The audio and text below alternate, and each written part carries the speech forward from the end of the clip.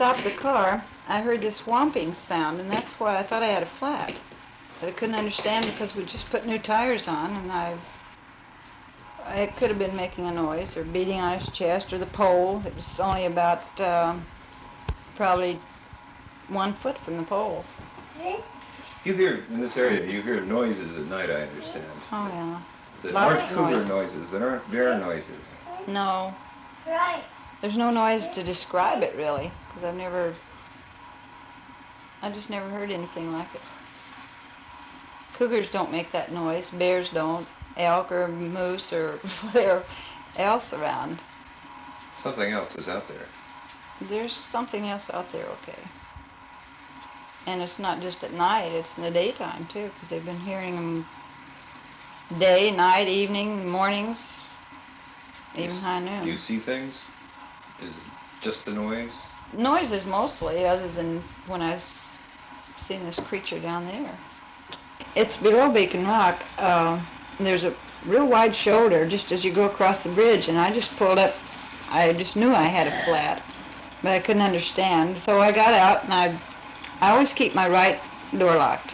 I get out on the left, and I go around with my back to the woods, and I look up and under my car, around the wheel, no flat. So I feel up in there, and while I'm feeling, I suddenly turn around and I'm face to face with him. I mean, it just felt like there was something staring at me, is why I looked. And you were face to face with? Eye to eye, just about 15 feet from me. What was it?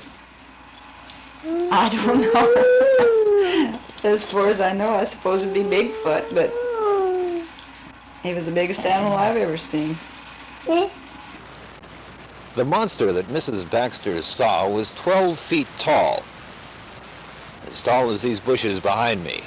Her story is similar to dozens of others told every year in this area about people who got fleeting glimpses of the Bigfoot. Well, the first thing we do naturally is sort of check on the people themselves. You have a lot of people who see things all the time. So before we really get serious about one of these reports, we assure ourselves that they're responsible people.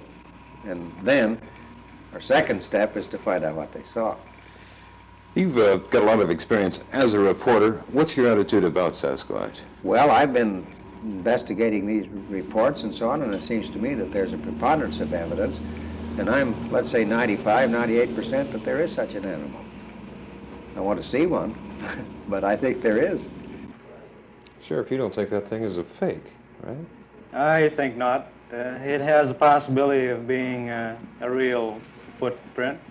What makes you think that might be a genuine footprint? Well, as we discussed, in the locality that this was found, and the area in which we picked this out of was not in a wide open area in which somebody would have free access all the way around, but near this landing site where the trucks drove in was off to the side of the road.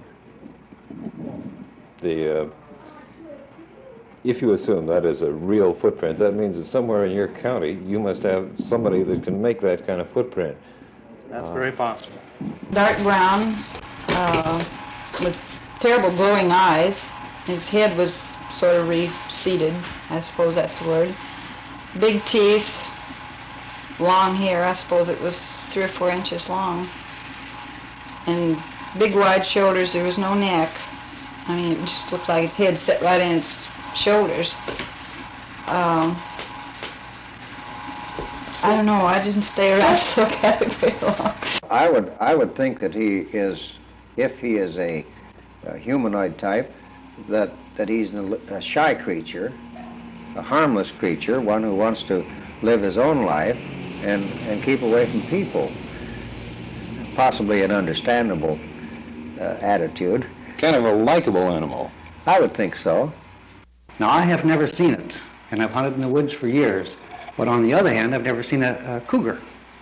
And I felt, and the Board of County Commissioners felt, that we should protect this animal and also the lives of our local citizens. People coming into the area with guns and shooting at everything that moves, we might have a fatality. I was skeptical to start with from the first report we've got, but after having taken this cast, which seemed to be very authentic to us, Something is out there. we think so. Mr. Lundy, why did you pass the ordinance? What were the reasons you felt it was necessary to have such an ordinance?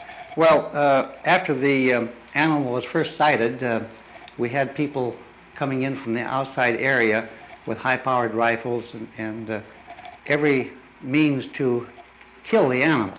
Now, we had an expedition up here from Florida, and it's a scientific group of people and writers, and they've gone into our back area, and they feel very certain that there is an animal such as this. In the course of this thing, we're going to talk to a lot of people who are going to say there's no such thing, that they work at universities in Seattle or in Portland. What's your reaction to those people who simply stand up and say, there's no pictures of it, it's not there? I don't really know. After seeing it, I just can't help but believe there is, and I think they're crazy. They don't have such a broad enough mind about it. There's simply no doubt in your mind there is something there, something. There is something, definitely. But put a name on it, I couldn't. It's big and it's terrible looking.